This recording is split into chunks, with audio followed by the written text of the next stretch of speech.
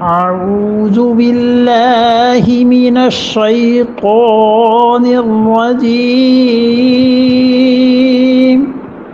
بسم الله الرحمن الرحيم. يا أيها الذين آمنوا اتقوا الله وابتغوا إليه الوسيلة وجاهدوا في سبيله لعلكم تفلحون. اللہ من الشیطان الرجیم. بسم اللہ الرحمن الرحیم. سورہ المائدہ کی اب 35 نمبر آیت ہے، اور اللہ تعالیٰ نے ارشاد فرمایا کہ یا ایھا الذین آمنوا اتقوا اللہ، اے ایمان والو اللہ تعالیٰ سے ڈرتے رہو. اس تقوی کا ابتدائی طور پر ذکر ہے یہاں کے رکوع کے شروع میں، وگرنہ متعدد مرتبہ قرآن پاک نے بار بار توجہ دلائی ہے اس چیز کی طرف کہ اللہ کا خوف اور اللہ سے تقوی اور اللہ کا ڈر اصل حقیقت ہے کہ انسان پہ پابندی لگتی ہے اور انسان اس طرح سے اپنے آپ کو اللہ کے قریب کر لیتا ہے. اور کئی جگہ پر تقوی سے مراد مختلف ہو جاتی ہے، جیسے کل کی آیات میں ایک جگہ تقوی سے مراد شرک سے بچنا تھا. اسی طرح بہت سے مقامات اور بھی ایسے مل جائیں گے جہاں آیات کا سیاق و سباق دیکھ کر تقوی کی بات متعین کی جا سکتی ہے. اور یہاں پر حدود کی بات چل رہی ہے تو حدود میں جھوٹی گواہی اور سچی گواہی بہت بڑی بنیاد بنتی ہے، بلکہ جتنی بھی حدود ہیں یہ سب کی سب اور قصاص بھی پورے کے پورے قانون کا نفاذ در حقیقت انسانوں کی حدود پہ ہوتا ہے، انسانوں کی گواہیوں پہ ہوتا ہے. تو انسان اگر معاشرے میں اچھے نہیں ہوں گے اور اللہ کا خوف بنیادی طور پر نہیں ہوگا تو ایسے لوگ اللہ کی بات کو نہیں مانیں گے. اور جب اللہ کا خوف ہوگا، اللہ کے ساتھ تعلق ہوگا لوگوں کا، تو پھر وہ اللہ کی بات بھی مانیں گے اور گواہیاں بھی سچی پڑیں گی، اور حدود کا نفاذ یا قصاص کا یا تعزیرات کا یہ سب چیزیں آسان ہو جائیں گی. دوسری بات یہ فرمائی ہے کہ وابتغوا الیہ الوسیلہ، اور تلاش کرو اللہ تعالی کی طرف وسیلہ، یعنی اللہ کی طرف ڈھونڈو وسیلہ. وسیلہ عربی میں کہتے ہیں اس چیز کو جس کے ذریعے قرب حاصل ہو، اور وسیلے کا ترجمہ مفسرین نے کیا ہے کہ اللہ کا قرب تلاش کرو. تو اللہ کا قرب تلاش کرنا یہ حقیقی معنی ہوا.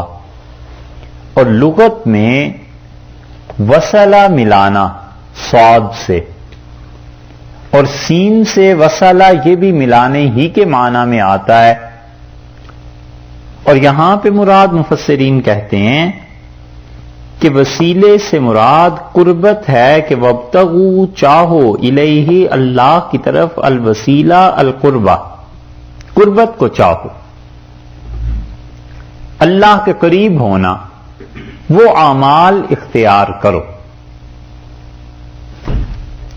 اور ایک وسیلہ وہ ہے جو اردو میں استعمال ہوتا ہے کہ اللہ کے لیے واسطے کا چاہنا، وہ نہیں ہے. یہاں ڈائریکٹ وہ قربت مراد ہے کہ وابتغوا الیہ الوسیلہ، اللہ کی طرف قربت تلاش کرو، اللہ کے قریب ہونے کے لیے کوشش کرو. تو اللہ تعالی کی قربت اور اللہ کے قریب ہونا چونکہ اس کا سبب اعمال ہیں، شریعت کی اتباع ہے، تو مراد یہ ہوئی کہ وابتغوا الیہ الوسیلہ، اللہ تعالی کے ہاں اپنا قرب کا مقام اعمال کے ذریعے سے بناؤ، اللہ کا قرب تمہیں نصیب ہو جائے گا، اچھے اعمال کرو، اللہ کا قرب تلاش کرو، اور چونکہ اس کے ذریعہ اعمال بنتے ہیں اس لیے اچھے اعمال کرو اور تم اللہ کے قریب ہو جاؤ گے۔ ایک تو مفسرین نے جو کچھ لکھا ہے اس کا خلاصہ یہ ہے، اور دوسری چیز جو ارشاد فرمائی ہے مفسرین نے، وہ کہتے ہیں کہ وسیلہ سے مراد وہ درجہ ہے جس کا حضور اقدس صلی اللہ علیہ وسلم سے وعدہ کیا گیا ہے، اور اس درجے کی انتہائی شکل اس کے درجات ہیں، ہے یہ ایک درجہ وسیلہ، اور وہ اس کی چوٹی ہے، انتہا ہے۔ اور رسول اللہ صلی اللہ علیہ وسلم نے فرمایا کہ جب تم آذان کے کلمات سنو تو اس کا جواب دو اور ایسے ہی کہو جیسے مؤذن نے کہا ہے، اور اس کے بعد تم میرے لیے اللہ سے وسیلے کا مقام مانگو کہ اللہ تعالی مجھے وہ مقام نصیب کرے۔ اور آپ نے فرمایا جو میرے لیے آذان کے بعد یہ دعا مانگے گا میں قیامت میں اس کی شفاعت کروں گا، یعنی وہ یہاں دعا کر رہا ہے، اس دعا کا جواب یہ کہ ہم اس کی شفاعت کریں گے۔ اور اسی لیے اس دعا میں پڑھا بھی یہی جاتا ہے کہ وَبَعَثْتُ مَقَامًا مَحْمُودًا الَّذِي وَعَدتَّ، اللہ وہ مقام محمود حضور اقدس صلی اللہ علیہ وسلم کو عطا فرما جس کا تو نے ان سے وعدہ فرمایا، اور وسیلے کا بھی۔ تو وسیلہ جو ہے بہت بڑا کوئی مقام ہے جو اللہ تعالی حضور اقدس صلی اللہ علیہ وسلم کو نصیب فرمائیں گے، اور اس بڑے مقام وسیلہ سے چھوٹے وسیلے بھی ہیں، اس کے سٹیپس ہیں، درجات ہیں۔ اور اللہ تعالی نے دوسری تفسیر یہ کی ہے اس کی مفسرین نے کہ مومنوں کو کہا ہے کہ وَابْتَغُوا إِلَيْهِ الْوَسِيلَةَ، اللہ سے ان مقامات کی طلب کرو کہ اللہ جس کے انتہائی مقام کو تو حضور اقدس صلی اللہ علیہ وسلم کو نصیب کرے گا، اس کے ابتدائی درجات، ابتدائی مقامات، خدا بندہ اس میں ہمارا بھی حصہ کر۔ اور اسی لیے بعض روایات میں آیا ہے کہ رسول اللہ صلی اللہ علیہ وسلم نے کسی کی کوئی عمل کو دیکھا اور آپ نے فرمایا کہ تم میرے ساتھ وسیلے کے درجے میں رہو گے، یعنی مراد یہ ہے کہ اس کا انتہائی حصہ وہ تو اللہ تعالی نے مجھے نصیب فرمانا ہے، اور اس کے ساتھ ساتھ تم بھی اس میں ہو جاؤ گے، یعنی تمہاری وہ چیزیں جو نیکیاں ہیں تمہیں اس موقع تک لے آئیں گی، اس جگہ تک لے آئیں گی۔ حضرت مجدد رحمت اللہ علیہ نے اپنے مکتوبات میں اس بات پر ایک جگہ لکھا ہے، اور وہ کہتے ہیں کہ وسیلہ کا جو مقام ہے جنت کا، اس میں بڑا دخل اللہ اور اس کے رسول صلی اللہ علیہ وسلم سے محبت کو شامل ہے، اور جب کسی آدمی پر محبت کا غلبہ ہو جائے گا اللہ تعالی کا یا رسول اللہ صلی اللہ علیہ وسلم کی محبت کا، تو وہ ان جیسے اعمال کرے گا، اور ان اعمال میں کرنے کی وجہ سے اس کا تعلق قیامت میں حضور اقدس صلی اللہ علیہ وسلم سے ہو جائے گا۔ اسی لیے مسند احمد کی ایک صحیح حدیث میں ہے کہ رسول اللہ صلی اللہ علیہ وسلم نے فرمایا جنت کا انتہائی مقام ہے وسیلہ، اور اس سے اوپر جنت کا کوئی مقام نہیں ہے، اور تم میرے لیے دعا مانگا کرو کہ اللہ تعالیٰ مجھے درجہ عطا فرما دے۔ اور صحیح مسلم کی وہ روایت جس کا ابھی ذکر کیا ہے کہ جو مؤذن کہتا ہے تم وہی کہو اور پھر میرے لیے وسیلے کی دعا مانگو، تو معلوم ہوا کہ بندہ اپنی رغبت اور محبت کے ساتھ اللہ تعالی کی جو عبادت کرتا ہے وہ چیز اسے مقام وسیلہ تک قیامت میں پہنچا دے گی۔ اور رسول اللہ صلی اللہ علیہ وسلم نے یہ جو باقی روایات میں آیا ہے کہ آپ نے فرمایا تم اس مقام میں میرے ساتھ ہوگے، تو تو اس کا مطلب یہ ہوا کہ حضرت صلی اللہ علیہ وسلم کے ساتھ اس کا حشر ہو جائے گا، اور یہ بہت بڑی چیز ہے کہ اللہ کا قرب اور اللہ کی رضا کسی انسان کو نصیب ہو جائے۔ اور جہاں تک وسیلے کی ان چیزوں کا تعلق ہے جو دنیا میں ہیں، تو اس کے متعلق پہلے پارے میں بھی بات گزر چکی۔ حضرت عمر رضی اللہ عنہ نے جب قحط پڑ گیا تھا تو حضرت عباس رضی اللہ عنہ کو وسیلہ بنایا اللہ سے دعا مانگنے کے لیے، اور انہوں نے کہا اللہ جب تک تیرے نبی صلی اللہ علیہ وسلم حیات تھے ہم ان کے وسیلے سے دعا مانگتے تھے، اور اللہ اب ان کے بعد ان کے چچا ہیں اور ہم ان کے وسیلے سے دعا مانگتے ہیں۔ تو زندہ افراد کا وسیلہ اختیار کرنا یہ تو اس حدیث سے بھی ثابت ہوتا ہے، اور وفات شدہ جو بزرگ ہیں ان کے وسیلے سے مانگنا، رسول اللہ صلی اللہ علیہ وسلم کے وسیلے سے مانگنا، اگر اس وسیلے کو ہم جو اردو میں ہے اس کی بات کر رہے ہیں کہ اگر اس وسیلے کو آدمی صحیح عقیدے کے تحت مانگے کوئی حرج نہیں ہے۔ کوئی ایسا نہیں ہے بر صغیر میں کوئی فرقہ جس کے بڑے جتنے بھی تھے آباء و اجداد ان کے، انہوں نے اللہ تعالی سے اپنے بزرگوں کے وسیلے اور ان کے توسل سے نہ مانگا۔ ہر کوئی یہی کہتا تھا۔ وہ حضرات جن کا تعلق بریلی سے ہے اور بریلوی حضرات کہلاتے ہیں، ان کے یہاں تو ہے ہی ہے، اور جو حضرات اہل حدیث ہیں ان کے بڑے جو تھے وہ بھی ایسے ہی کہتے تھے۔ اس سے بھی بڑے بڑے جملے ہیں، قبلہ دی مدد، کعبہ ایماں مدد، ابن قیم مدد، قاضی شوقہ مدد، یہ سارے الفاظ آئے۔ ابن قیم رحمت اللہ علیہ کے وسیلے سے مانگتے تھے، ابن تیمیہ رحمت اللہ علیہ کے وسیلے سے مانگتے تھے، اور تیسرا طبقہ جو بہت زیادہ ہے دیوبند کا، یہ تین ہی ہیں گروہ۔ دیوبند کے جتنے حضرات تھے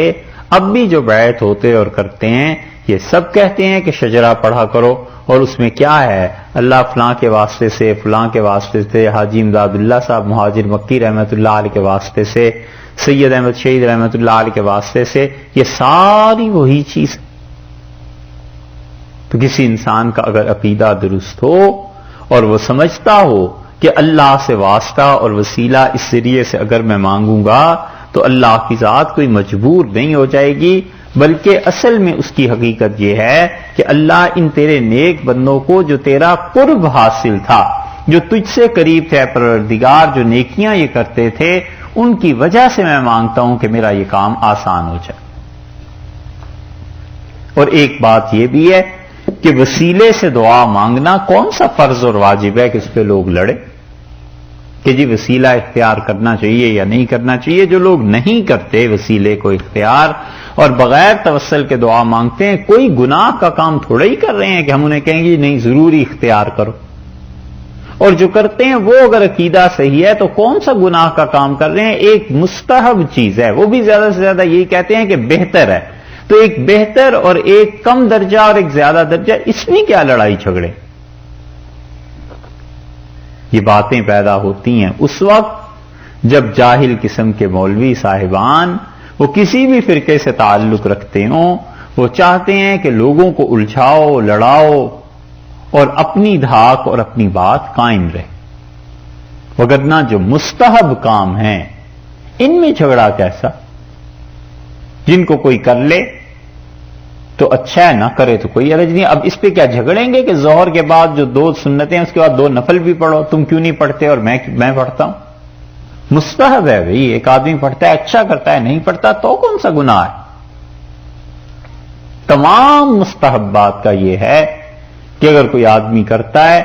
بڑی اچھی چیز ہے، نہیں کرتا اس کو ملامت نہیں کی جا سکتی، ہاں سوائے اس کے کہ کہیں مستحب کا لفظ فقہا لکھ دیں لیکن اس سے مراد سنت ہو تو وہ ایک الگ چیز ہے۔ باقی مستحب جو عام طور پہ کہا جاتا ہے اس کا مفہوم یہی ہے۔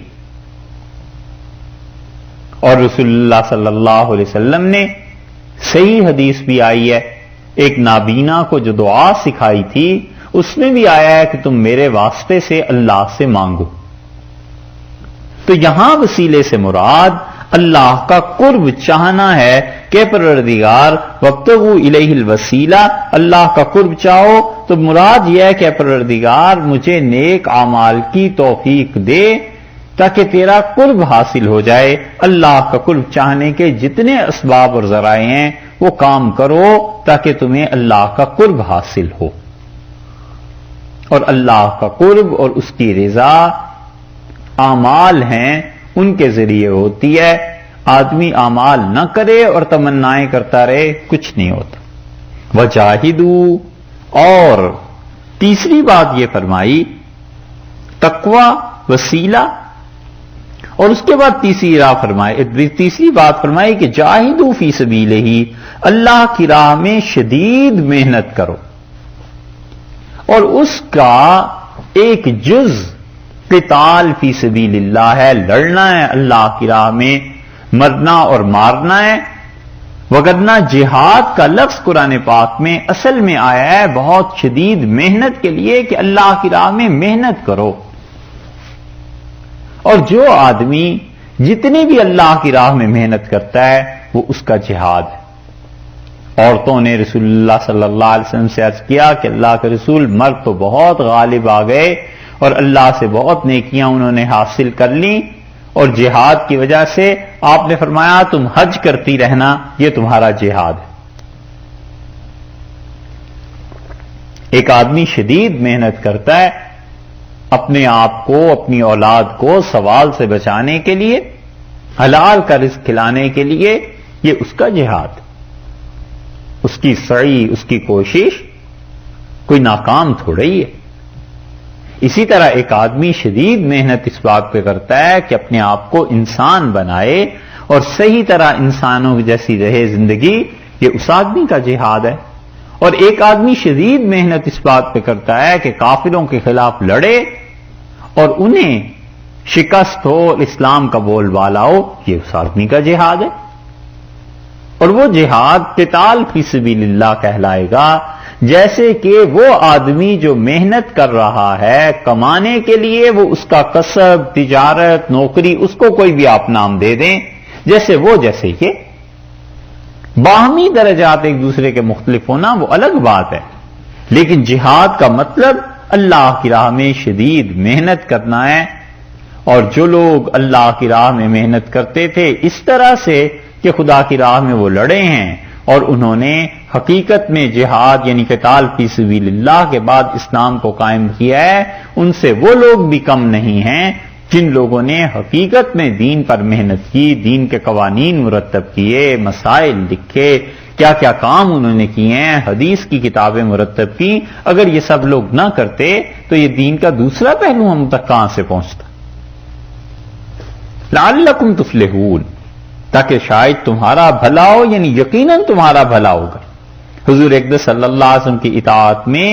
جو نیکی کرو گے وہ قبول ہے، اور جو تم اپنی عقل کو استعمال کرنے لگو، یہ جو اوپر حدود گزری ہیں ان میں اور وہ جو پیچھے واقعات گزرے ہیں ان میں، تو وہ جو عقل ہے نا، جب رسالت اور نبوت سے بھی بلند و بالا کرنے کی کوشش کی جائے تو وہ اللہ کے ہاں قطعاً قابل قبول نہیں ہے۔